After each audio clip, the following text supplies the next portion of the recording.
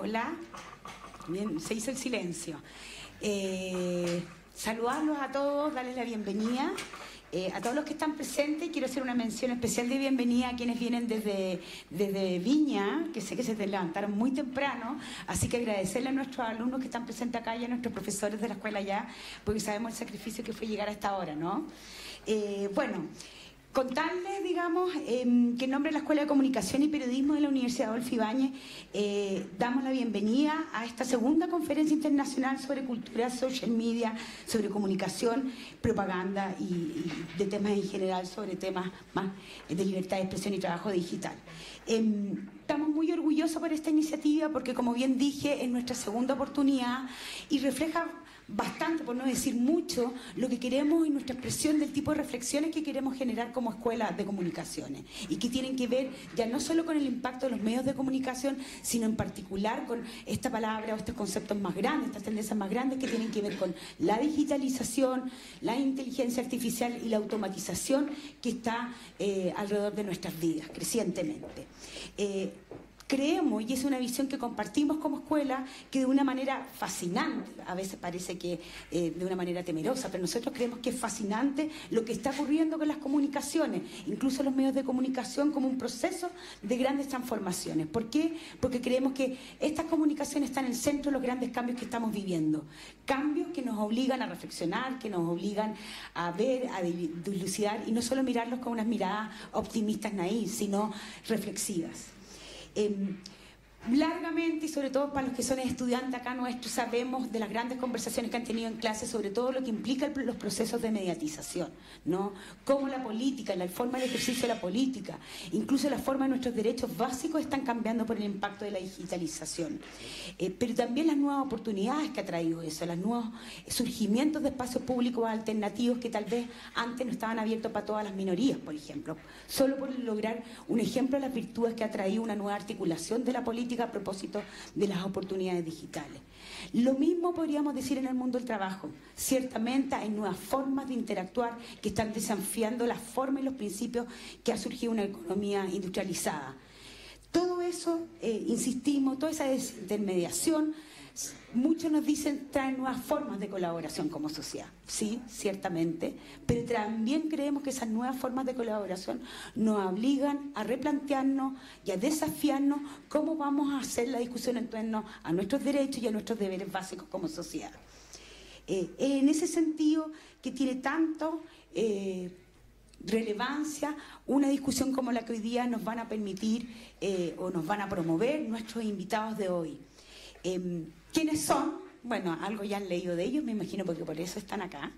Pero en realidad, digamos, me gustaría darles una breve reseña de la relevancia de la investigación. Son los dos autores bastante prolíficos, así que no todos seguramente se han leído todo. Algunos profesores le pueden recomendar algunas lecturas más digamos, últimas sobre sus temas, pero en general estamos hablando de investigadores de alta producción, pero sobre todo una producción que se está haciendo cargo de los temas que estamos y que he tratado de darles cuentas hoy, ¿ya? Mike Anani es profesor asociado de la escuela de Annenberg School, y ahí déjenme detenerme un poquito, y no es porque Mike venga de Annenberg School. Annenberg School es una escuela que nosotros como escuela la miramos como referencia, justamente por el tipo de discusiones de cómo está reformulando el rol del periodismo en una perspectiva de la transformación digital. ¿Ya? Así que para todos los que son estudiantes acá los invito a visitar el tipo de producción de cosas que hace Annenberg School, aparte que es una universidad más rankeada, no nos gustan tanto los rankings a veces, pero de alta producción científica, pero al mismo tiempo con una mirada integral de las comunicaciones de cara a los impactos digitales. Y en Anani en particular, bueno, personalmente he seguido su lectura y uno ha visto cómo se ha hecho cargo de estas temáticas y de hacernos ver, por ejemplo, una pregunta tan fundamental que es tan propia del periodismo como puede ser la libertad de expresión, se resitúa, toma nuevos matices y corre los límites desde donde nos estábamos haciendo esta clásica pregunta, ¿ya? De más está decir, para los que son estudiantes acá, que como Universidad Adolfo Ibáñez, la pregunta sobre la libertad de expresión, los derechos básicos de la democracia, están en el insumo de todo su core currículum, digamos. Entonces, eso que tal vez a ustedes les ha tocado leer desde lo más básico, desde los clásicos, ahora Mike se los está resituando, los está desafiando a mirarlo con una mirada a futuro, ¿ya? Y ahí es donde creo que justamente la obra de él, tanto de sus libros como Network Press Freedom, Creating Infrastructure for a Public Right to Hear, es largo el título, nos lleva a ese tipo de cuestionamientos, que es el que queremos hoy día invitarlo. Hay un, no sé si un concepto, pero un matiz que es muy interesante de su reflexión, que también nos dice que la libertad de expresión no solo tiene que ver con decir, sino también con escuchar, ¿ya? Y eso creemos que es algo que en este mundo digitalizado, que supone que es de relaciones más horizontales, la conversación mediática, no siempre está tan vigente en las conversaciones que se hacen por el mundo digital. Entonces, el cómo sabemos escuchar como sociedad vuelve a ser un elemento fundamental. Por otra parte, Mark Graham es un profesor de la Universidad de Oxford. Creo que no me voy a detener en el prestigio literalmente histórico que tiene la Universidad de Oxford, pero en particular del Oxford Internet Institute. Yo creo que vale la pena también, antes de detenerme en Mark, hablar de dónde viene él, que es de un centro que ha tratado de hacer estas preguntas, y desde las preguntas más básicas sobre Internet, pero en particular también de cómo la pregunta por Internet cruza ámbitos transversales, no solo de campos especializados, sino una pregunta mucho más transversal que requiere ser formulada interdisciplinariamente, entre tantos otros temas que uno podría hablar del aporte que ha traído el centro donde él trabaja. Y en particular de Graham, también nuevamente él viene ya escribiendo hace mucho sobre los temas de Internet, pero el último tiempo ha puesto el acento en lo que lo trae hoy día y por lo cual lo invitamos, que es el mundo del trabajo. Cómo las formas de trabajo, a partir de las apps y las formas colaborativas que tanto utilizamos como usuarios, también están teniendo implicancia en la forma que entendemos el trabajo. Y nuevamente la pregunta sobre los derechos, los deberes, las formas, las precarizaciones, etcétera. También encontramos... hay una obra prolífica de él, tanto en paper, en libros, paper muy publicados, muy leídos, pero en particular esa pregunta que cruza nuevamente desde el mundo de la ciencia, donde además la voz de las ciencias sociales tiene una voz importante también que decir a la economía, que es muy importante desde la perspectiva de cómo estamos entendiendo el impacto digital. Además me gustaría destacar que con Graham, a través de nuestro investigador Arturo Arregada, estamos trabajando en un convenio de colaboración en un estudio que se centra en este tipo de preguntas. La gracia de este estudio, como tantos otros estudios que puede desarrollar la investigación académica, es que te permite tener una mirada comparativa, diferente, de situaciones que pueden ser globales, pero tienen que ver con fenómenos de adaptación local, ¿ya? Y en ese sentido también la invitación a Graham tiene que ver con eso, con cómo como escuela estamos configurando redes y convenios de trabajo con centros de otras partes del mundo que están haciendo este tipo de reflexiones y que nos interesan como país. Bueno, solo quiero y me queda y me resta después de estas breves presentaciones de terminar, digamos, con volverle a insistir tal vez de cómo esta mirada optimista que podemos tener con respecto incluso a los hubs que tanto nos sirven, nos llevan al mundo de Internet, nos obligan necesariamente, especialmente los que pensamos, reflexionamos, estudiamos comunicaciones, en hacernos las preguntas sobre su impacto. Quiero agradecer en ese sentido además, y aquí sí van mis últimas palabras, que este trabajo y la posibilidad de traer a Graham y a Mike no es solo nuestro, sino como todo buen trabajo es colaborativo, y en ese sentido en particular quiero agradecer a la Escuela de Gobierno, a GovLab, a su doctorado además, que han permitido que ellos estén presentes y nos han permitido expandir y, comillas, aprovechar más a estos investigadores en otros círculos de conversación. De hecho, mañana, en conjunto con ellos, tenemos talleres talleres, mañana y el viernes, talleres donde vamos a continuar con esta reflexión, pero con la gran gracia además que vamos a reunir gente del mundo público, de la sociedad civil y de la empresa en torno a estas temáticas. Ese trabajo lo estamos haciendo con ellos, entonces quiero agradecer particularmente con ellos. Ayer también hubo otra charla como parte de este ciclo de la conferencia que fue en el Senado, en que también trabajamos junto a GovLab de nuestra universidad, a propósito también de un proyecto que estamos realizando y que por parte de nuestra en la escuela lidera nuestro profesor Luis Santana, y que tiene que ver con cómo se están formulando leyes a través del crowdsourcing, que se llama en los fenómenos legislativos y el impacto digital en esos procesos. ¿Ya? Ese tema nos permitió, ese proyecto del profesor Luis Santana nos permitió llegar al Senado con esta discusión y llevar a nuestros panelistas de hoy en eso. Y por último, para terminar con los agradecimientos, porque todo el trabajo es colaborativo, especialmente con los medios de comunicación, agradecerle yo le digo la coneja, no puedo decir la coneja, la María Angélica, que es periodista, destacada periodista de Radio 13, que ella va a ser nuestra moderadora hoy día. De más también no voy a detenerme tanto en su currículum, pero quiero contarles que, aparte que es una súper buena entrevistadora y moderadora, la María Angélica, ella también está porque representa Radio 13 y todo también su plataforma de podcast, y la idea es que juntamente ellos son nuestro medio partner en esta situación, porque creemos que la investigación tiene que tener un fin divulgatorio. Queremos acercarnos con nuestras conversaciones y reflexiones, no quedarnos solo en esta sala, sino tratar de llegar a medios masivos y a toda la comunidad que nos rodea. Así que, dicho ese, agradecerle y darle bienvenida nuevamente a nuestros invitados y darles el pase, como se diría en Chile. Ya, muchas gracias.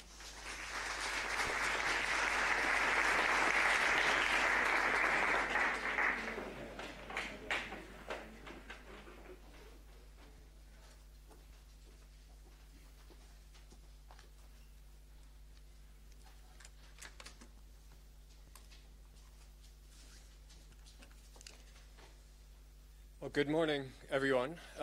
First of all, just thank you to UAI and the Laboratory for Culture and Social Media, and of course to Magdalena and Arturo and colleagues for having me here this morning. It's an honor to be asked to come out here and to speak to all of you and to meet you.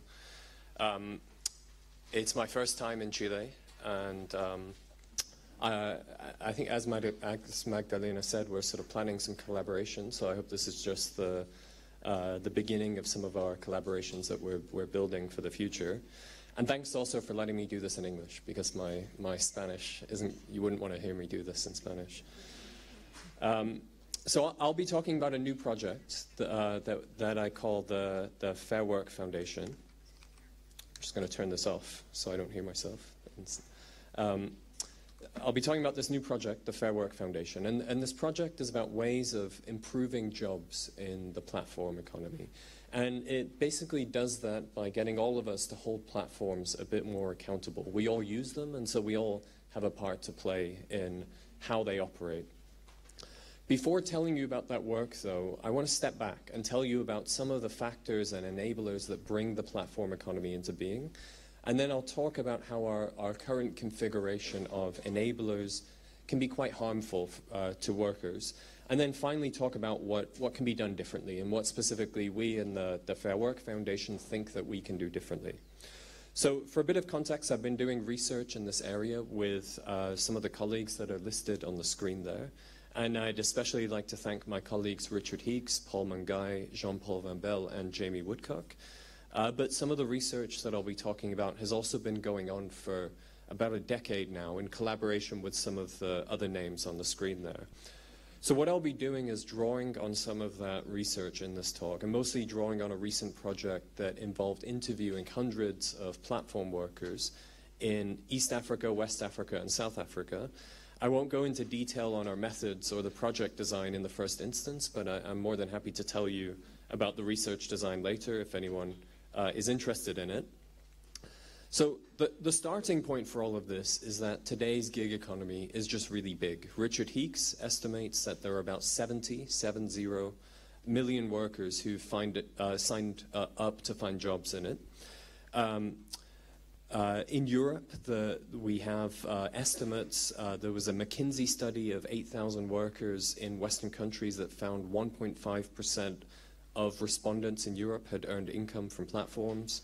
There was a study by Ursula Hughes and some of her colleagues in 7 European countries. They found much larger numbers that ranged on a low end from 4.7% of the working population who'd earned income from platforms in the UK to 12% in Italy who'd earned income from platforms.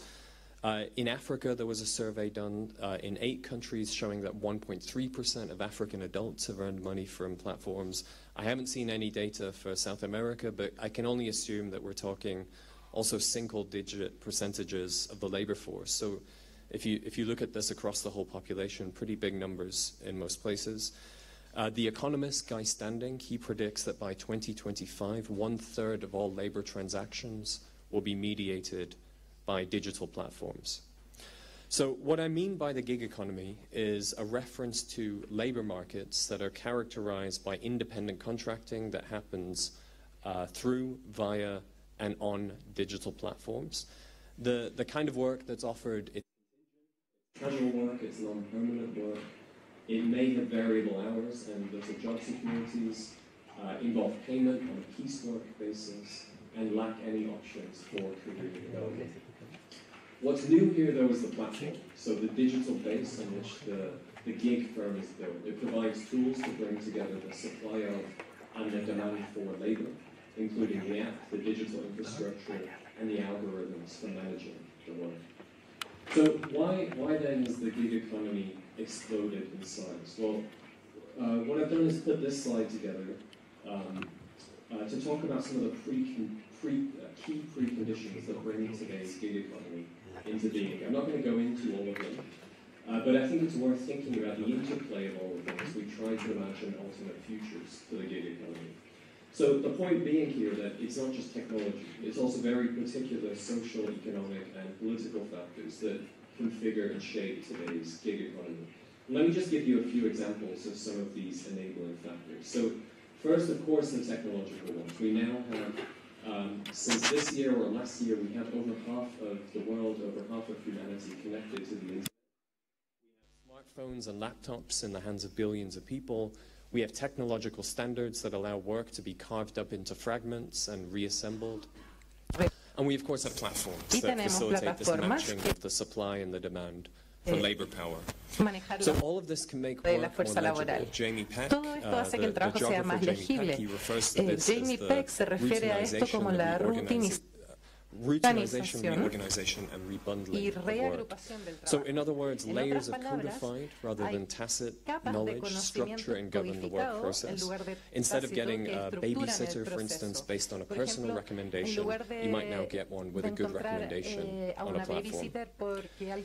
Now, when thinking about the social enablers, there's just a hugely increased demand amongst businesses and consumers for on-demand and immediate services. It's no longer seen as unusual to find whatever you need, whenever you need, wherever you need through an app or a website. When thinking about economic enablers, there are just now large populations of now connected and underemployed people in low and middle income countries actively looking for jobs. And there are the organizational and the physical infrastructures that were developed by the business process outsourcing industry over the last few decades to lay the foundation for not just the outsourcing, but also the offshoring of jobs. And there are the political enablers. So almost everywhere we have weakened employment protections, weakened trade unions, and a deregulated business environment that shifts risk from employers and the state to individual workers. Most platform workers are not unionized, and indeed it's illegal for them to be unionized in some jurisdictions because they're each treated as a one-person small business rather than an employee or a worker. So existing employment law doesn't cover most platform workers for that same reason. So these factors, they've brought about the current world of platform-based work. The jobs that have been created, they've provided opportunity and income to millions, and we should acknowledge that. But our research and the research of others flagged up numerous issues that we really should be concerned about relating to the quality of these jobs. So to talk about job quality, I think we need to think about the 4 types of actors who can impact it.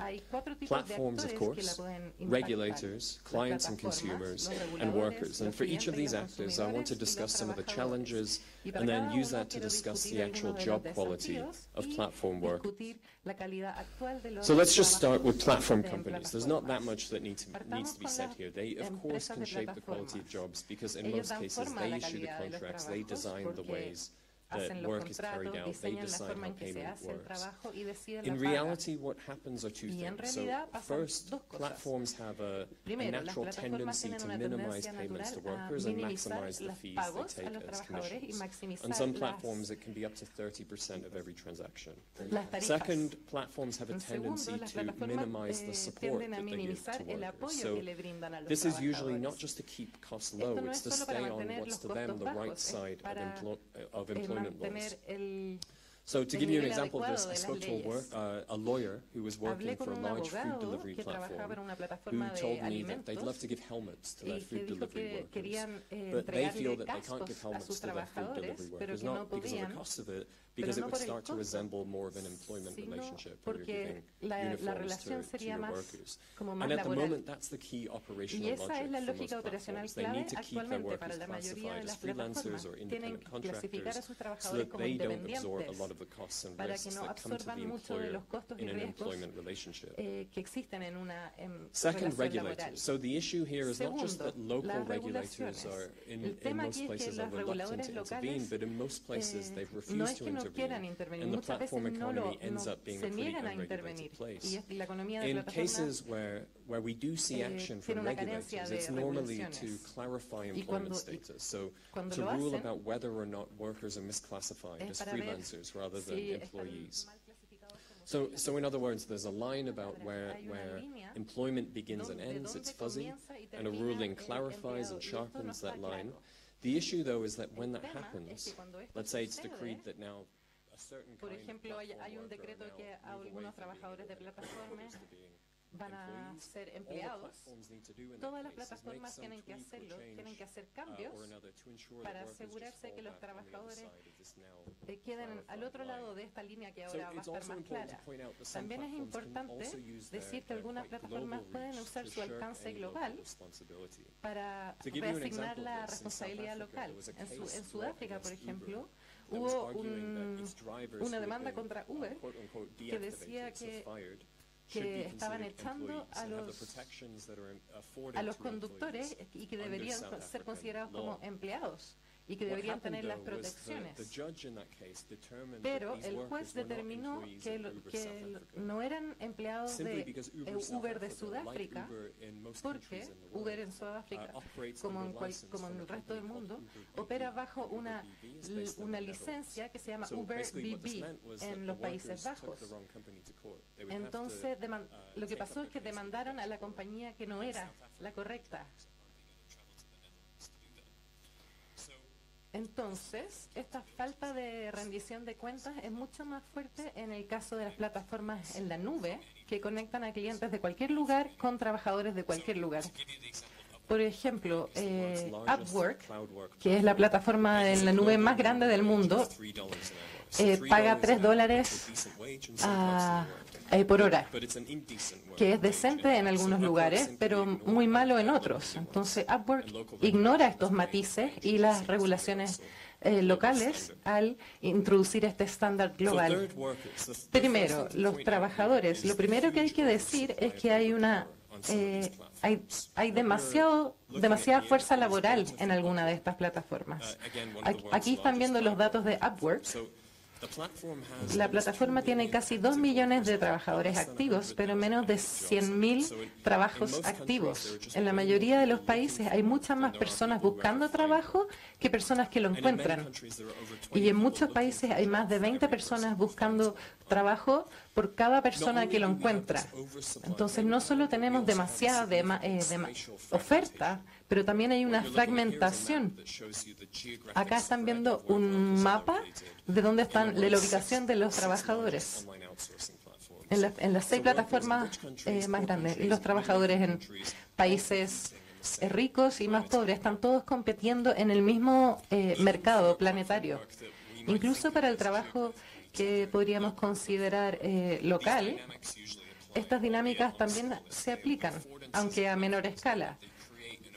Las plataformas crean demasiada oferta de fuerza laboral, incluso para manejar taxis o repartir comida. Y si uno tiene esta sobredemanda y además hay un alcance geográfico demasiado grande, los trabajadores se ven más como competidores que como colaboradores.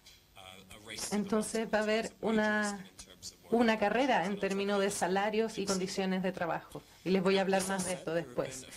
También han habido unos pocos éxitos donde los trabajadores de las plataformas se organizaron colectivamente. En Dinamarca hay una plataforma llamada Hilford y firmaron un acuerdo con el sindicato 3F y ahora les dan un salario mínimo de 19 euros por hora y tienen licencias médicas, vacaciones, etcétera. En el Reino Unido hay un sindicato que se ha hecho reconocido por una empresa y ellos también pueden negociar colectivamente. Pero pero siguen habiendo muchos trabajadores que no están protegidos por un organismo colectivo. Bueno, y finalmente los usuarios o los consumidores. Como usuario de una aplicación, rara vez uno se ve invitado a crear un lazo personal con un trabajador. No se considera la interacción como transaccional y te permite no prestar atención a las condiciones en las que trabajan. Esto se aplica para los alimentos, donde no se sabe cuánto se le paga a los trabajadores, o a unas transacciones con un independiente en línea. En resumen, hay una opacidad de las redes de producción digital. Cuando uno pide algo con una aplicación, uno no sabe cuáles son los impactos de sus acciones para los trabajadores al otro lado de la pantalla. Ahora, la combinación de estos cuatro actores que tienen el poder que tienen y los desafíos que tienen ha llevado a una falta de poder estructural entre los trabajadores de plataformas. Y esto se manifiesta en unos resultados clave de calidad de trabajo. Y voy a revisar un rango de resultados negativos que podemos ver. Y también debería decirles que no quiero decir que el trabajo en plataforma es completamente negativo para los trabajadores. Por supuesto que hay muchos beneficios también para ellos. Por ejemplo, tener un trabajo y obtener ingresos. Pero también tienen mayor flexibilidad y una gestión más objetiva de los trabajadores y la capacidad de llenar vacíos institucionales en los mercados laborales. Y también les debo decir que no todos los trabajadores se enfrentan a los problemas que voy a decir aquí. Pero hay temas que no tienen una solución aparente. Bueno, el tema más importante emerge de la sobredemanda de fuerza laboral y de la fragmentación espacial de los procesos de trabajo, que es la baja paga. Hay muchas historias de trabajadores que sienten que no tienen poder para negociar las condiciones y los salarios por su trabajo. Y bueno, la siguiente, precariedad, inseguridad y vulnerabilidad, no es necesario explicarlo. La lógica de las plataformas es la inseguridad.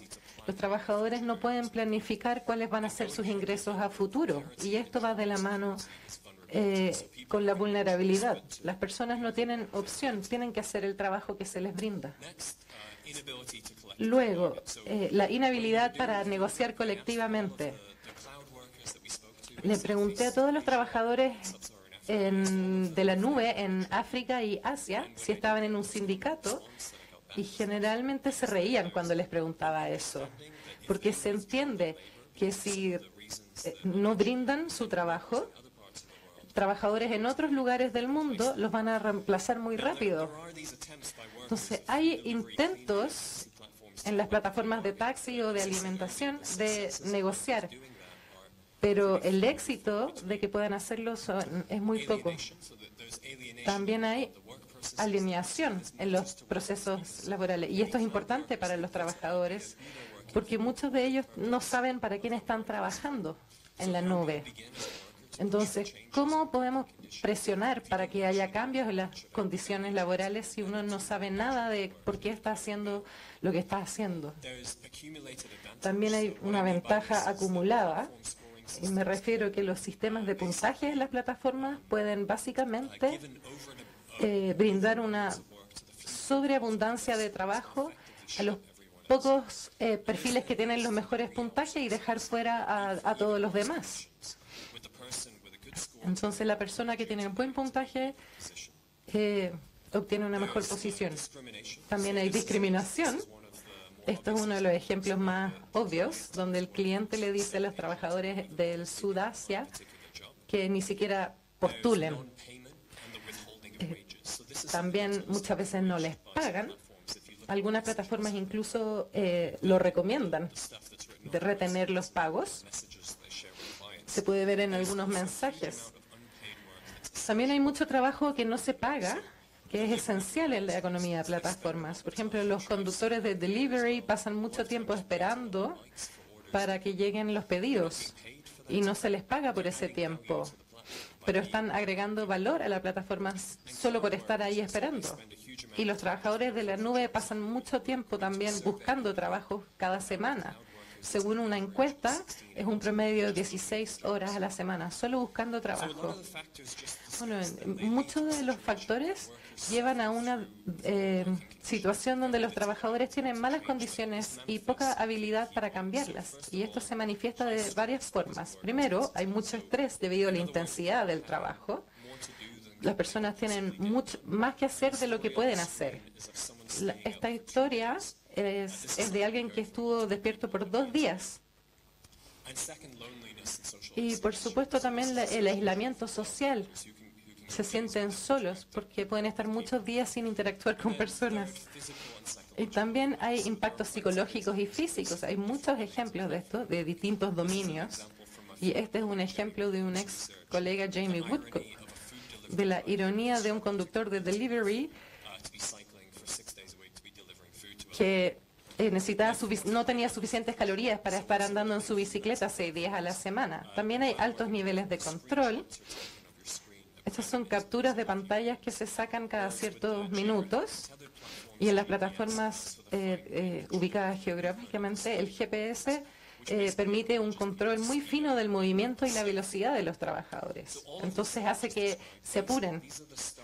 Estas son las condiciones iniciales que nos hicieron comenzar este proyecto con la Fundación Fair Work, y lo hicimos con el apoyo del Ministerio de Cooperación Económica y Desarrollo de Alemania.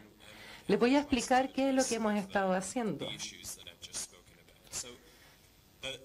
La idea básica del proyecto es que queremos hacer 4 cosas. Primero, co-desarrollar un conjunto de principios de trabajo justo con las personas y las organizaciones a los que afectan, las plataformas y también los trabajadores y los reguladores. Y llevar a cabo investigaciones para evaluar las plataformas según estos principios.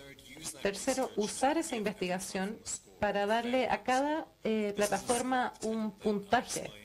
Es un puntaje de 1 a 10, que se los voy a explicar después. Y una vez que tenemos el puntaje, usarlo para promulgar cambios de las condiciones laborales, usarlo como presión para motivar un trabajo justo. Hicimos un piloto de esto en India, en Sudáfrica, el primer año, y he pasado mucho tiempo en Alemania, y a fin de año, el próximo año, lo vamos a ampliar en el Reino Unido. Y con Arturo estamos explorando la posibilidad de pilotearlo aquí en Chile también. La idea es que los resultados del proyecto sean útiles para estos 4 actores en la economía de plataforma: los trabajadores, las plataformas, los reguladores y los usuarios. Y antes de entrar en más detalle, quiero describir cómo funciona cada paso del proyecto. Desarrollamos 5 principios clave centrales que deberían aplicarse a todo el trabajo en plataformas. Y luego desarrollamos formas de medir estos principios para darle a cada plataforma un puntaje de 1 a 10. Cada principio tiene un puntaje básico y luego un puntaje avanzado. Todo esto está en nuestra página web si la quieren visitar. 5 principios y 10 puntos potenciales. Estamos hablando de una paga justa, pagar al menos lo mínimo, también condiciones justas, proteger la salud de los trabajadores, contratos justos también, que estén de acuerdo a la ley y que también no clasifiquen mal a los trabajadores, también poder tener procesos de apelación y disciplinarios y políticas que aseguren la igualdad.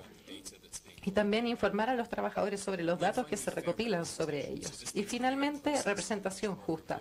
Tener un proceso donde el trabajador pueda expresarse y reconocer organismos colectivos como sindicatos, si existen. Nuestra primera tarea fue determinar a qué nos referíamos por trabajo justo y establecer referentes para esto. Hay estándares que han existido por mucho tiempo y muchos se crearon en el mundo análogo, entonces necesitaban modificarse para el mundo que tiene plataformas. Revisamos 6 fuentes existentes, 2 que han implementado estándares ILO y 4 estándares que son específicos para las plataformas, y los combinamos y queríamos asegurar que los principios que estábamos usando emergieran de un diálogo genuino con las partes interesadas clave, especialmente los trabajadores. Entonces realizamos un resumen de estos estándares existentes y los llevamos a algunas reuniones que organizamos con la Organización Internacional Laboral en Ginebra, y reunimos plataformas, sindicatos y académicos para hablar sobre formas de establecer principios para esta economía. Y de estas reuniones creamos una lista de principios, que es lo que comenzamos a usar. Luego tomamos estos principios y los llevamos a talleres que tuvimos en India, en Ahmedabad, también en Sudáfrica, en Johannesburgo y Cape Town, y 2 en Berlín. Y llenamos la sala con todos los trabajadores de plataformas y sindicatos que pudiéramos encontrar, y también con representantes. Y así llegamos a nuestros 5 principios, solo discutiendo sobre los estándares. Y estos simplificaron los estándares ILO y se basaron en los problemas que podíamos observar. Así los obtuvimos. Ahora, ¿cómo recopilamos los datos?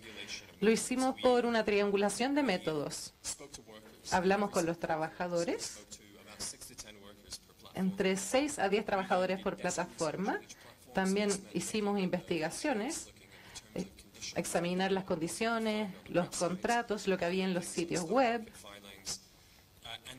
Y luego hicimos entrevistas con los gerentes de las plataformas. Y les mostrábamos los puntajes y discutíamos qué más pasaba.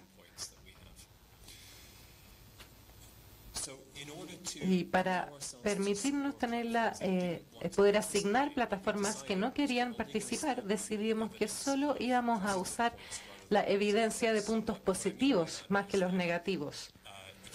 Entonces, si uno obtenía un puntaje de 1, quería decir que teníamos evidencias de que se podía asignar ese puntaje. Y si no se les daba un puntaje, había evidencia de que no se debía asignar ese punto, o que había evidencia insuficiente. Muchas veces contactábamos a las plataformas y ellas decían, no queríamos hacer esto. Y esto es esencialmente nuestro mecanismo. Al recopilar datos sobre todas las plataformas grandes que operaban en los países de nuestro piloto, pudimos asignar a todas estas plataformas un puntaje y una tarjeta de puntuación, y los publicamos en nuestro sitio web. así se ve la tarjeta, y les explicábamos por qué obtenían esos puntos. Y no explicábamos los que no obtenían puntos. Y luego creamos una tabla para cada país. Esta es la culminación de todo. Esta es la tabla para India y esta es para Sudáfrica.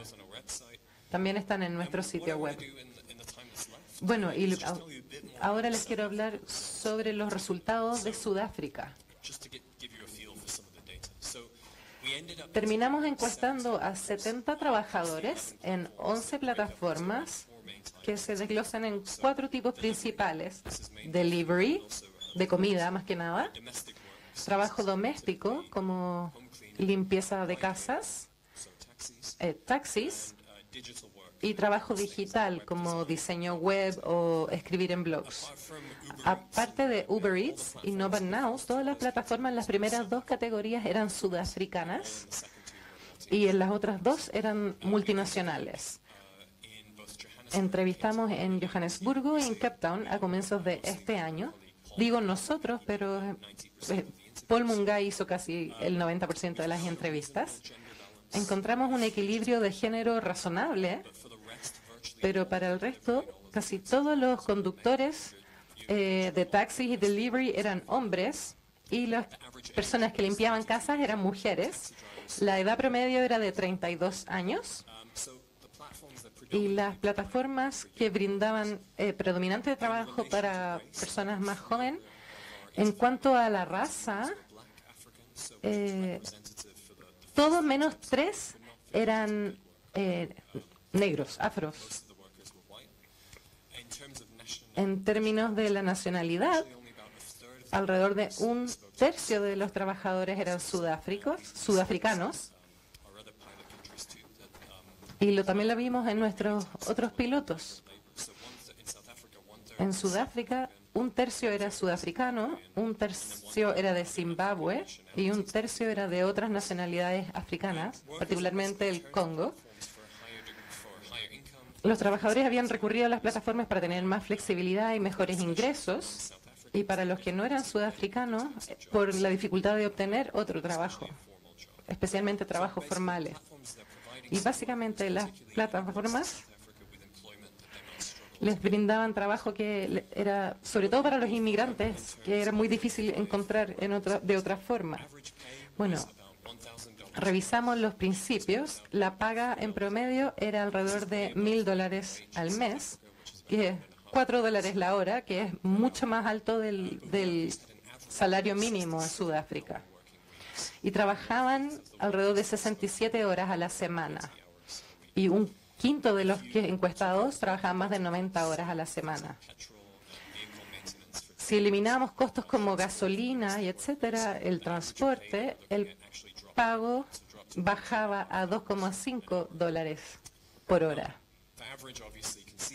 Por supuesto, esto oculta mucho. Detrás de este promedio, 1/4 de nuestra muestra se llevan a casa menos del salario mínimo en Sudáfrica. En términos de las condiciones, una pequeña mayoría de las plataformas tomaban al menos ciertas medidas para asegurar un entorno seguro. Salud, seguridad, equipos, pero solo 3 de las 11 estaban tomando medidas activas para mejorar las condiciones, como tener seguros, una aplicación que tenía un botón de pánico para los taxistas y cubrir los costos de los clientes que no pagaban. Incluso en esta plataforma los trabajadores se enfrentaban a riesgos de crimen, accidentes y problemas con los clientes. Y la seguridad y el crimen es muy importante en Sudáfrica. Para darles estadística, más personas eran asesinadas en Cape Town el año pasado que en todo el resto, que en toda Europa Occidental. Todos los trabajadores se clasificaban como independientes, no empleados. El 90% de ellos nos decían que estaban contentos con su estado, pero en base a la ley, su dependencia de la plataforma, las horas de trabajo, todo esto significa que esto es incorrecto y posiblemente ilegal, esta mala clasificación. porque deberían ser considerados como empleados de la plataforma y no tenían beneficios, licencias médicas, vacaciones, etcétera. Los trabajadores nos dijeron que podían hacer contacto con el personal de la plataforma y que la desactivación, desvinculación era razonable, pero las plataformas no respondían por problemas más serios, por ejemplo, discriminación racial, robos, accidentes. Y solo un pequeño número de estos trabajadores habían brindado consentimiento informado para el uso de sus datos. La mayoría de los trabajadores no conocían los términos y las condiciones y no tenían una copia de su contrato. En cuanto a nuestro último principio, más del 70% de los trabajadores estaban en alguna agrupación de trabajos que brindaba un foro para discutir problemas relacionados con el trabajo por WhatsApp o por Facebook o reuniones presenciales. Por ejemplo, lo usaban para discutir buenas horas para trabajar, advertencias de dónde había accidentes o dónde estaba la policía. Y cuando se hablaba del trabajo, la paga era el tema principal. En 10 de las 11 plataformas no había un mecanismo efectivo de paga. Y al mismo tiempo, y que coincide con esta identidad de ser independientes, la gran mayoría de los trabajadores no estaba interesado en unirse a un sindicato. Entonces, en general, nuestra imagen es mixta para el trabajo en plataforma. Los aspectos positivos es que estaban sobre el salario mínimo. La mayoría de las plataformas respondían en cuanto a condiciones y problemas básicos. Los trabajadores les gustaba ser vistos como independientes y los malos eran las horas excesivas, la mala clasificación del Estado, falta de responsabilidad por problemas más serios. Entonces, ampliamente la plataforma les está brindando oportunidades laborales y de trabajo y les brinda flexibilidad, pero es crónicamente precaria, es insegura y debido a las altas tasas de desempleo y la falta de representación. Y el trabajo está dentro de un sistema que no es igualitario, donde los trabajadores se llevan el mayor riesgo. Y debido a los elementos negativos que encontramos, creemos que hay un imperativo de tomar medidas. Sentimos que mucho del diseño y la implementación de las plataformas digitales debía cambiar. Bueno, esta es la lógica detrás de la tabla, que, como les dije, es una combinación de todo el trabajo. Y así es como tratamos de crear incentivos para que las plataformas funcionen mejor.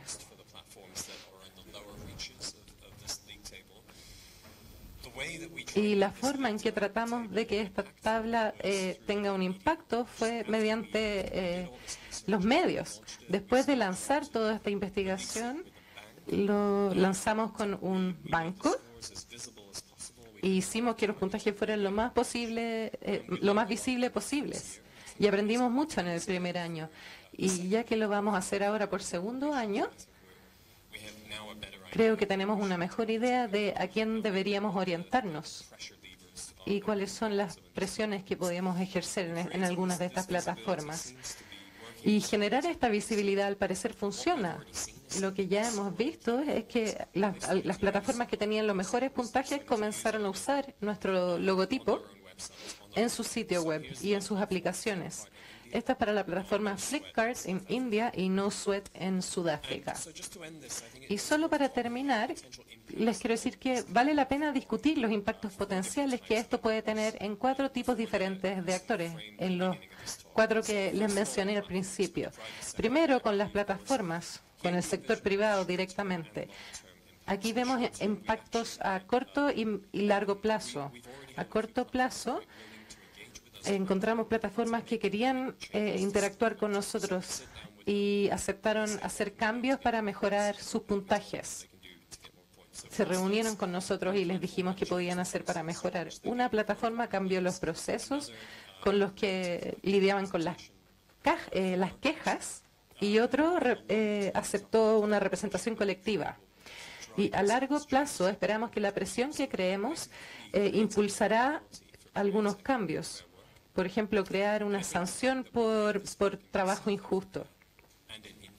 Y en el trabajo que hicimos en Sudáfrica e India muestra que el proyecto se puede ampliar en diferentes contextos. Como paso siguiente, queremos hablar con los otros actores clave, por ejemplo, con los trabajadores, y servir de referencia para los sindicatos. Y usar estos referentes para que los usen los sindicatos en sus negociaciones con sus empleados. Tercero, con los reguladores, la idea es cosechar la lógica estatal, crear un código de conducta para las plataformas y legislar o confirmar la legislación existente para que se aplique a la plataforma en temas como los estados y los derechos de los empleados. Tenemos abogados en nuestro equipo y ellos se están enfocando en esto. Y finalmente, con los usuarios y consumidores finales. Nuestro plan es entrar en contacto con los grandes compradores, universidades, organizaciones de consumidores, ONG, cualquier organización que podría tener una mentalidad más ética y que acepten trabajar solo con las empresas que tienen buenos puntajes. Bueno, les conté que hemos estado piloteando en Berlín y queremos lanzar los primeros puntajes a fin de año o a comienzos del próximo año. Y en pocos meses vamos a hacer este trabajo en el Reino Unido y queremos ver la posibilidad de hacer este trabajo aquí, y colaborar con Arturo. Bueno, para resumir, sabemos que la revolución digital está cambiando el panorama del trabajo a nivel global y necesitamos asegurar que los trabajos que se están creando sean buenos, sean trabajos justos y decentes. Y para hacerlo tenemos que recurrir a la investigación, no solo para entender las plataformas y cómo funcionan, sino para hacer que las condiciones laborales sean más visibles de forma directamente comparable y reproducible. Porque finalmente las plataformas obtienen sus ganancias al no tener pesos y son organizaciones como efímeras. Tratan de no tener activos y no emplear a nadie. Y eso también los deja muy vulnerables a las alternativas. Son altamente sensibles a la opinión pública y existen solo si les prestamos atención. Entonces espero que este proyecto ofrezca una forma de hacerlos responsables, porque las plataformas tienen un rol en determinar la calidad del trabajo y nosotros queremos hacer nuestra parte para que reconozcan y cumplan esa responsabilidad. Bueno, muchas gracias por tenerme aquí y cualquier pregunta me la pueden hacer.